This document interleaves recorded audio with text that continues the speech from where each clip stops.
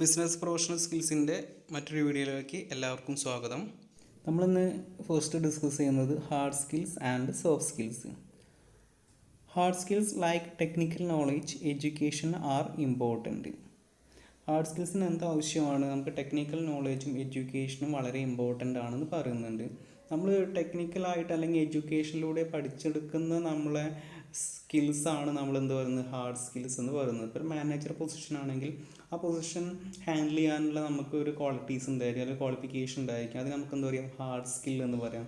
അല്ലെങ്കിൽ ഒരു missionary run, ഇപ്പോൾ ഒരു വർക്കർ ആണെങ്കിൽ ഒരു മിഷനറി റൺ ചെയ്യിക്കാനുള്ള കഴിവാണെങ്കിൽ അതിന് നമുക്ക് എന്ത് പറയാം, അതിൻ്റെ ഹാർഡ് സ്കിൽ എന്ന് പറയാം. അതുപോലെ തന്നെ വളരെ ഇമ്പോർട്ടൻ്റ് ആണ് സോഫ്റ്റ് സ്കിൽസ് എന്ന് പറയുന്നത്. സോഫ്റ്റ് സ്കിൽ എന്ന് പറഞ്ഞിട്ടുണ്ടെങ്കിൽ the term soft skill is used to indicate all the competencies that are not directly connected to a specific task. They are necessary in any position as they mainly refer to the relationship with the other people involved in the organization. അപ്പോൾ soft skills എന്ന് പറഞ്ഞിട്ടുണ്ടെങ്കിൽ നമ്മൾക്ക് എന്താ പറയുക, ഒരു work, ഒരു specific task complete ചെയ്യാൻ വേണ്ടിയിട്ട് വരുന്ന സ്കില്ല് അല്ല എന്ന് പറയുന്നുണ്ട്. സോഫ്റ്റ് സ്കിൽ നമുക്ക് ഇൻഹറൻ്റായി കിട്ടുന്ന അത്, എന്നാൽ എന്താണ്, അത് വർക്ക് ചെയ്യിക്കാൻ വേണ്ടി അത്യാവശ്യം ആണേനും എന്താ പറയുക വെച്ച് കഴിഞ്ഞാൽ, ഇപ്പോൾ നമ്മൾക്ക് ഹാർഡ് സ്കിൽ മാത്രം ഉള്ളതുകൊണ്ട് എന്ത് ചെയ്യാൻ പറ്റില്ല, നമുക്ക് ഒരു പർട്ടിക്കുലർ ടാസ്ക് ചെയ്യാൻ കഴിയില്ല. അതുപോലെ തന്നെ അതിൻ്റെ ഒപ്പം തന്നെ എന്ത് വേണം, സോഫ്റ്റ് സ്കിൽ ആവശ്യമാണെന്ന് പറയുന്നുണ്ട്. അപ്പോൾ നമുക്ക് ഇൻഹറൻ്റായി കിട്ടുന്ന ഒരു ക്വാളിറ്റീസിനൊക്കെ അല്ലെങ്കിൽ സ്കിൽസിനൊക്കെയാണ് നമ്മൾ എന്ത് പറയുന്നത്, സോഫ്റ്റ് സ്കിൽസ് എന്ന് പറയുന്നത്. Soft skills are the personal attributes, personality traits, inherent social cues, and communication abilities needed for success on the job.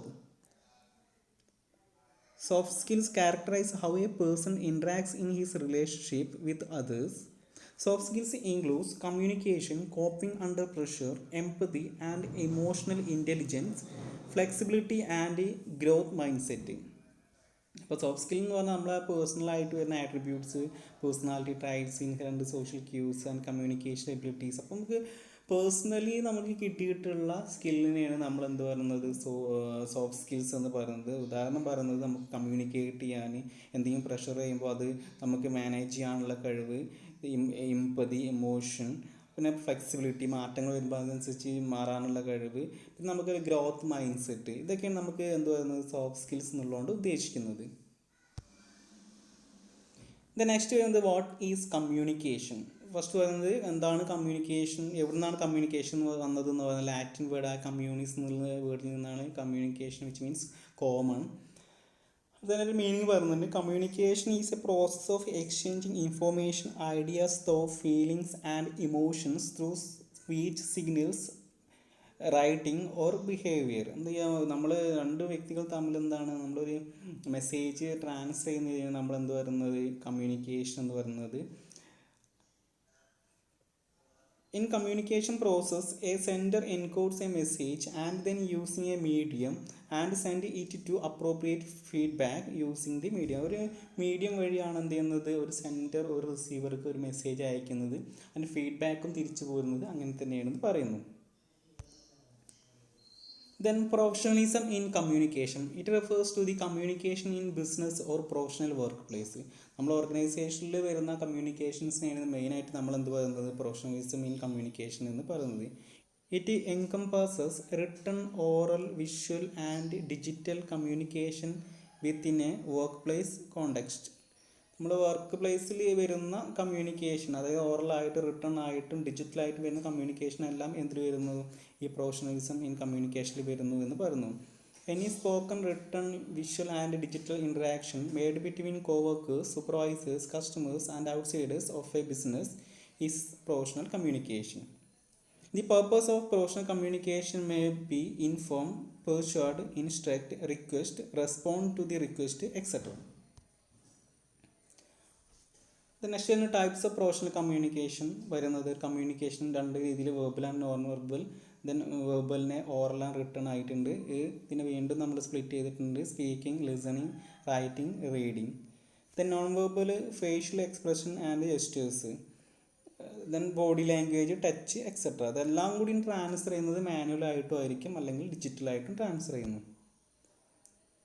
First of all, verbal communication. Verbal communication is refers to the form of communication in which Message is transmitted verbally. Communication is done by word, mouth, and a piece of writing.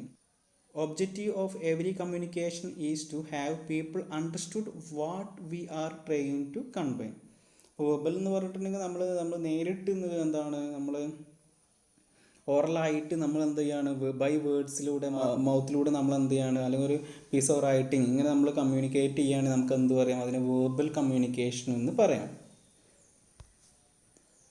Verbal കമ്മ്യൂണിക്കേഷൻ്റെ parts ആണ് പറയുന്നത്. ഓറലായിട്ടും written ആയിട്ടും നമുക്ക് എന്ത് ചെയ്യാൻ പറ്റും, verbal communication പറ്റുമെന്ന് പറയുന്നു. Then oral communication. In oral communication, spoken words are used to transfer messages. The main oral communication in business are personal discussions, staff meeting, instruction to subordinates, feedback to superiors, interviews, telephonic conversations, video conferences, television, voice over internet, VoIP എന്ന് പറയും. അപ്പോൾ നമ്മൾ ഈ ഒരു രീതിയിലൊക്കെയാണ് എന്ത് പറയുന്നത്, നമ്മളൊരു ഓർഗനൈസേഷനിൽ നമ്മൾ ഓറൽ കമ്മ്യൂണിക്കേഷൻ കാര്യങ്ങളൊക്കെ നടത്തുന്നത്. Then written communication. In written communication, written signs or symbols are used to communicate. എന്താണ് റിട്ടൺ കമ്മ്യൂണിക്കേഷൻ? പ്രത്യേകിച്ച് പറയേണ്ട ആവശ്യമൊന്നുമില്ല. നമ്മളൊരു മെസ്സേജ് ട്രാൻസ്ഫർ ചെയ്യാൻ വേണ്ടിയിട്ട് റൈറ്റിങ്ങിലൂടെയാണ് നമ്മൾ എന്ത് ചെയ്യുന്നത്, മെസ്സേജ് പാസ് ചെയ്യുന്നതെങ്കിൽ അത് നമുക്ക് എന്ത് റിട്ടൺ കമ്മ്യൂണിക്കേഷൻ എന്ന് പറയാം. ഉദാഹരണം പറഞ്ഞാൽ email, then letters, report, memo, notice, circular, means etcetera. ഇതൊക്കെ എന്ത് വരുന്നുണ്ട്, ഒരു റിട്ടൺ കമ്മ്യൂണിക്കേഷൻ ആണെന്ന് പറയുന്നു. നെക്സ്റ്റ് വരുന്നത് professional presentation. Creating effective presentation is an important skill for professionals. First പറയുന്നത് verbal communication skills. Voice tone, pitch and volume, ഇതൊക്കെയാണ് എന്ത് പറയുന്നത്. നമ്മൾ ഒരു വേദിയിൽ ചെന്ന് നമ്മളൊരു കാര്യം പ്രസൻറ്റ് ചെയ്യുക, അല്ലെങ്കിൽ മീറ്റിങ്ങിൽ ഒരു കാര്യം പ്രസൻറ്റ് ചെയ്യുമ്പോൾ അതിൻ്റെ കുറിച്ച് എങ്ങനെയാണ് നമുക്ക് പ്രൊഫഷണലി പ്രസൻറ്റ് ചെയ്യുക എന്നുള്ള കാര്യമാണ് പറയുന്നത്. അപ്പോൾ നമ്മൾ വോയിസിലുള്ള മാറ്റങ്ങൾ വരുത്തിയതുകൊണ്ട് സംസാരിക്കുക, നമ്മളെ പിച്ച്, നമ്മൾ എത്രത്തോളം ശബ്ദം യൂസ് ചെയ്യുന്നു, ഇതൊക്കെ കാര്യങ്ങളൊക്കെ വളരെയധികം ശ്രദ്ധിക്കണം എന്ന് പറയുന്നുണ്ട്. നെക്സ്റ്റ് വരുന്നത് content. Deliver content that I logically organized and flows logically is also important എന്ന് പറയുന്നത്. എന്താണ്, നമ്മൾ കണ്ടൻറ്റ് അറേഞ്ച് ചെയ്യുന്നത് വളരെ ലോജിക്കലായിരിക്കണം, പിന്നെ അതിൻ്റെ ഫ്ലോയും എന്തായിരിക്കണം, വളരെ ഇമ്പോർട്ടൻ്റ് ആണെന്ന് പറയുന്നുണ്ട്.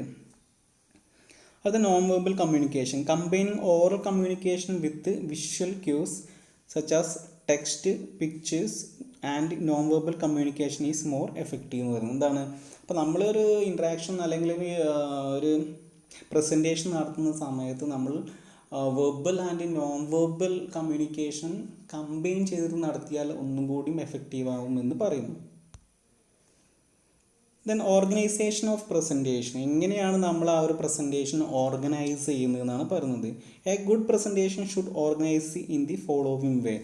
മെയിനായിട്ടൊരു 4 കാര്യം പറയുന്നുണ്ട്. ഫസ്റ്റ് ഒരു ഇൻട്രൊഡക്ഷൻ സ്റ്റേജ്. നമ്മളൊരു കാര്യം ഒരു കൂട്ടം ആളുകൾക്ക് പറഞ്ഞ് മനസ്സിലാക്കി കൊടുക്കുമ്പോൾ ഒരു കറക്റ്റായിട്ടൊരു ഇൻട്രൊഡക്ഷൻ ഉണ്ടായിരിക്കാം. എന്താണ്, tell the audience exactly about topic. എന്താണ് നമ്മുടെ ടോപ്പിക്, എന്താണ് നമ്മളിന്നിവിടെ പറയാൻ പോകുന്നത്, അതിനെക്കുറിച്ചുള്ള കറക്റ്റ് ഐഡിയ കൊടുത്തിരിക്കണം. The next body. It contain the material supportive to the presentation. എന്താണ് ബോഡി എന്ന് പറഞ്ഞാൽ മെയിനായിട്ട് നമ്മൾ അതിൽ കൺവേ ചെയ്യാൻ ഉദ്ദേശിക്കുന്ന കാര്യങ്ങളൊക്കെ കറക്റ്റായിട്ട് ആണ് അടുത്ത 2ാമത്തെ സ്റ്റെപ്പിൽ പറയുന്നത്. The next summary.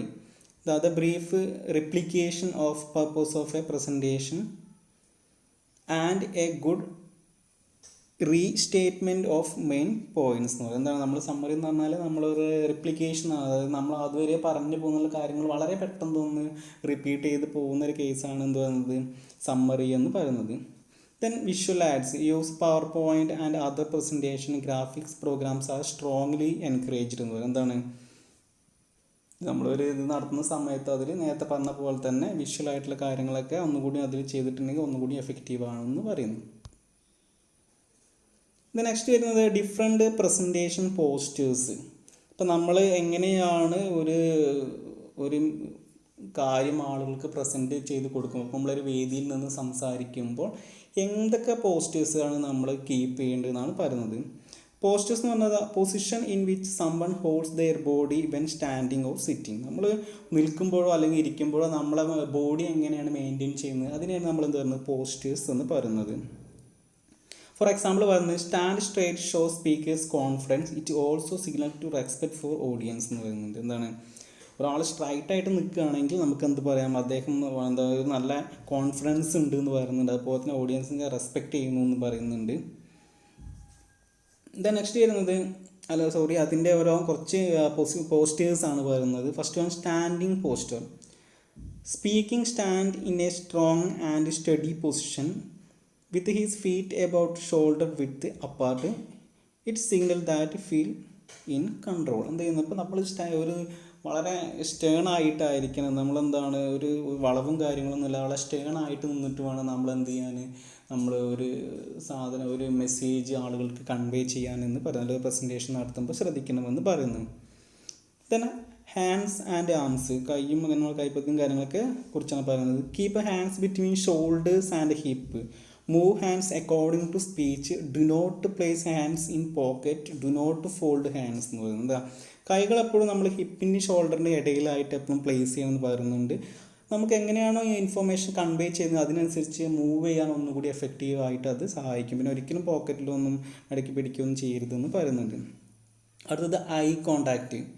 Look at the audience. Rotate eye contact. Don't look down or to the material. എന്താണ് നമ്മൾ ഓഡിയൻസിന് എന്താണ് മാറി മാറി നോക്കുന്ന രീതിയിൽ കണ്ണിങ്ങനെ മൂവ് ചെയ്യുന്ന രീതിയിലായിരിക്കണം, എല്ലാവരെയും നോക്കുന്ന രീതിയിലായിരിക്കണം നമ്മൾ എന്ത് ചെയ്യേണ്ടത് നമ്മളൊരു കാര്യം പ്രസൻറ്റ് ചെയ്യേണ്ടത്. ഒരിക്കലും താഴോട്ട് നോക്കിയോണ്ടോ അല്ലെങ്കിൽ നമ്മൾ എടുത്തു വെച്ചില്ല മെറ്റീരിയലിലേക്ക് നോക്കിയോണ്ടൊന്നും പ്രസൻറ്റ് ചെയ്യാൻ പാടില്ല എന്ന് പറയുന്നു. Then head. Hold head high with smile not to fidget. നമ്മൾ എപ്പോഴും എന്തായിരിക്കണം നമ്മളെ ഹെഡ് ഇങ്ങനെ ഉയർത്തി പിടിച്ചുകൊണ്ടുള്ള രീതിയിലായിരിക്കണം നമ്മൾ വിത്ത് സ്മൈൽ ആയിരിക്കണം എന്ത് ചെയ്യുന്നത് നമ്മളെപ്പോഴും നമ്മളൊരു കാര്യം പ്രസൻറ്റ് ചെയ്യേണ്ടതെന്ന് പറയുന്നുണ്ട്. Body movement. Appropriate the speech എന്ന് പറയുന്നുണ്ട്. അതായത് നമ്മളൊരു കാര്യം കൺവേ ചെയ്യുന്ന സമയത്ത് എന്ത് ചെയ്യാണ് നമ്മൾ ആവശ്യത്തിനുള്ള മൂവ്മെൻറ്റ് ഉണ്ടായിരിക്കണം. അല്ലാതെ തീരെ അനങ്ങാതെയും ഒരുപാട് ചിലർ ഓടി നടന്ന് ക്ലാസ് എടുക്കും, അങ്ങനെയൊന്നും ചെയ്യാൻ പാടില്ല. ഒരു ക്ലാസ്സല്ല ഒരു പ്രസൻറ്റ് ചെയ്യുന്ന സമയത്ത് ഒരാൾ ഒരു തലയ്ക്കുന്ന് അങ്ങോട്ട് നീങ്ങുന്നു, ഒരു തലയ്ക്കുന്ന് ഇങ്ങോട്ട് നീങ്ങുന്നു, ഇങ്ങനെ ആവശ്യമില്ലാത്ത മൂവ്മെൻറ്റ് ഉണ്ടെങ്കിൽ അത് ഓഡിയൻസിന് ഒരു ഇറിറ്റേഷൻ ആയിരിക്കും, പിന്നെ അവരെ കണ്ണിന് സ്ട്രെയിൻ ആയിരിക്കും. അപ്പോൾ ആ കാര്യങ്ങൾ ഒഴിവാക്കാം. കൂടാതെ നിന്ന നിൽപ്പിൽ തന്നെ അവിടുന്ന് അനങ്ങാത്ത രീതിയിലുള്ള പ്രസൻറ്റേഷനും എന്താണ് നല്ല രീതിയല്ല, കാരണം അതും ആളുകൾക്ക് ബുദ്ധിമുട്ടാണെന്ന് പറയുന്നുണ്ട്. അടുത്തത് steeple the hands. Finger tips of one hand touches the respective finger tips on the opposite hand. It give confidence to some speakers. ചിലർ സംസാരിക്കുന്ന സമയത്ത് രണ്ട് കൈയിൻ്റെ വിരലുകൾ തമ്മിൽ യോജിപ്പിച്ചുകൊണ്ടുള്ള ഒരു സംസാരമായിരിക്കും. ഈ സംസാരം എന്ത് ചെയ്യുന്നുണ്ട് അവർക്ക് നല്ല കോൺഫിഡൻസ് നൽകുന്നു എന്ന് പറയുന്നു. ദെൻ നെക്സ്റ്റ് വരുന്നത് ഒന്ന് സ്കിപ്പ് ചെയ്തു. അടുത്ത് വരുന്നത് palm up and palm down. Palm up എന്ന് പറഞ്ഞാൽ ഇൻഡിക്കേറ്റ് ഓപ്പൺ ആൻഡ് ഹോണസ്റ്റി എന്ന് പറയുന്നുണ്ട്. പാം ഡൗൺ എന്ന് പറഞ്ഞാൽ sign of strength and authority എന്ന് പറയുന്നുണ്ട്. അടുത്തത് holding like a basket ball. If you holding a basket ball between your hands is an indicator of confidence and control എന്ന് പറയുന്നത്. നമ്മളിപ്പോൾ ഒരാൾ സംസാരിക്കുന്ന സമയത്ത് നമ്മൾ രണ്ട് കൈൻ്റെ ഉള്ളിൽ ഒരു ബാസ്കറ്റ് ബോൾ ഉള്ള പോലെ അല്ലെങ്കിൽ കൈ ഇങ്ങനെ മലർത്തി പിടിച്ചിട്ടൊക്കെയാണ് നമ്മൾ സംസാരിക്കുന്നതെങ്കിൽ നമുക്ക് എന്ത് ചെയ്യാൻ പറ്റും, അതൊരു indicator of confidence and control എന്ന് പറയുന്നുണ്ട്. ഉദാഹരണങ്ങൾ പലരും ഒരുപാട് എക്സാമ്പിൾ ഇപ്പോൾ സ്റ്റീവ് ജോബ്സ് നമ്മൾ എപ്പോഴും സംസാരിക്കുമ്പോൾ ഈ രീതിയാണ് ഫോളോ ചെയ്യുന്നത് എന്നുള്ള കാര്യങ്ങളൊക്കെ പറയാറുണ്ട്. Rotate and change position. Do not maintain same position എന്ന് പറയുന്നത് എന്താണ്, ഒരിക്കലും എന്ത് ചെയ്യാൻ പാടില്ല ഒരു പ്രസൻറ്റേഷൻ നടത്തുമ്പോൾ നേരത്തെ നമ്മൾ പറഞ്ഞു ബോഡി മൂവ്മെൻറ്റ് പറഞ്ഞു, അതുപോലെ തന്നെ എന്താണ് ഒരിക്കലും നിന്ന നിലപ്പിൽ നിന്നാണ്ട് ഒരിക്കലും ഒരു കാര്യം പ്രസൻറ്റ് ചെയ്യാൻ പാടില്ല എന്നൊക്കെയാണ് പറയുന്നത്. അപ്പോൾ ഇത്രയും കാര്യങ്ങളാണ് നമ്മൾ ഇന്ന് ഡിസ്കസ് ചെയ്യുന്നുള്ളത്. അപ്പോൾ ഏകദേശം ഇത് ചെറിയ ടോപ്പിക്കാണ്, ഇത് ക്ലിയർ ആയി എന്ന് വിചാരിക്കുന്നു. Thank you.